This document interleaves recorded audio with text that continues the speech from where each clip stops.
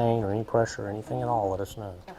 You'll feel her pushing down with her probe. It shouldn't hurt. You'll just feel like pressure, but shouldn't feel anything painful at this point. If you do, let us know. We have. So you're doing it now? Mm-hmm. Oh, okay. That's what that ears. That's the music you hear. Yeah. That's right. So let's repeat for me. So what are you doing now?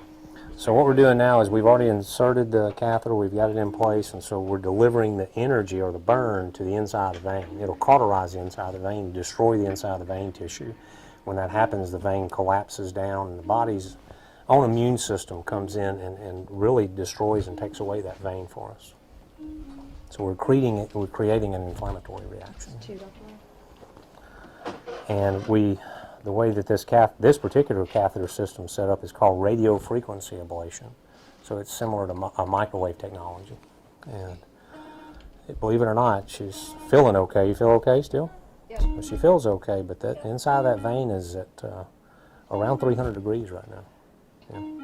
See, I never did that. And we'll do that the full length of the vein. And she'll come back in a day or so, and Miss Rachel will ultrasound it, and it should be completely gone. So we look at a lot of different numbers on the screen there. We're looking at the temperature. The temperature is 120 degrees Celsius, which is roughly 280 or so Fahrenheit. And then also the time. It tells us how many treatments we've already done. So we've already done 4 treatments, and they're 20-second long apiece.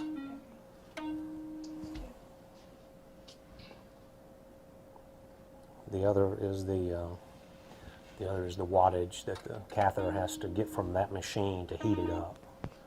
And as we usually get into our second or third burns, the wattage should continue to drop. So it takes less and less energy to heat it up. So Doing okay?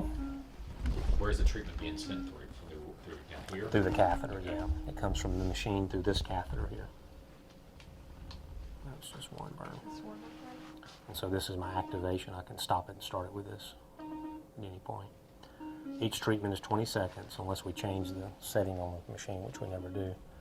We usually do 40 seconds above the knee and then 20 seconds below the knee. The vein gets smaller, so it doesn't have to give as much energy. I'm going to be that. You'll bleed it. I'm going to be that lay person sitting at home. So when you're doing this here, I'm thinking, don't you need your vein? So you're destroying the vein. It's a great question, and everybody always asks about it. Let's see, Jennifer, that's 4. Yes, sir. Hold down. Okay. That's a great question, and everybody asks, how's my blood going to get out of my legs? Well, your legs have multiple veins in them. And when I think about, or when I explain to people about veins in the leg, there's really 2 systems. There's a deep system that's in our muscles, our muscle layer, and then these more superficial ones that's not so deep. And these particular saphenous veins, they're important usually, but when they're going backwards and they're diseased and varicose, they actually do more harm than good, so you don't want them in there. I told the previous patient, I said, these veins are like a one-way street. Everything's supposed to be flowing out of the legs. Well, you've got 2 veins that are coming the wrong way, and so we got to eliminate that pathway and get all the veins going out of the legs again.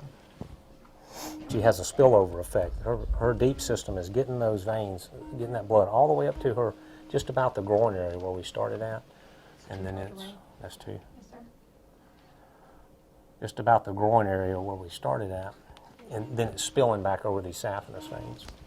But we take these saphenous veins out a lot of times even when they're healthy, and that's people have open heart surgery, bypass surgery. So are you pulling that out gradually in different areas and then inserting it in, so you're inserting whatever you're putting in there right now in different stages in different places? I start at the top and I just gradually pull back. And these little things have markers on them, and they actually tell me how long the burn lasts. Yes. We're almost done now. That was wonderful. Because last time I didn't ask. You doing okay? Ask. You're good. Was she asking questions? No problems? I was asking. No, I'm good now. Okay. She just didn't realize we were already No. done with the top. Yeah. Yeah, the tumescence is kind of uncomfortable. So So you've had 2 of these now so far, right? This is my 3rd one. What do you feel afterwards? What's the difference? How your legs feel? After everything goes down, like the swelling, or I can walk better and breathe better, because I wasn't able to do that before. Yeah, my legs were feeling heavy and they hurt all the time, and now they don't. Amazing. And I told her, you know, she's young enough to enjoy her legs. A lot of people, this is a progressive disease. That vein never heals, it never gets better, it just gets worse and worse. And people go through a gradual decline to where they get ulcers, which is the end stage of this. And it's just hard to walk with them when they're diseased or, you know.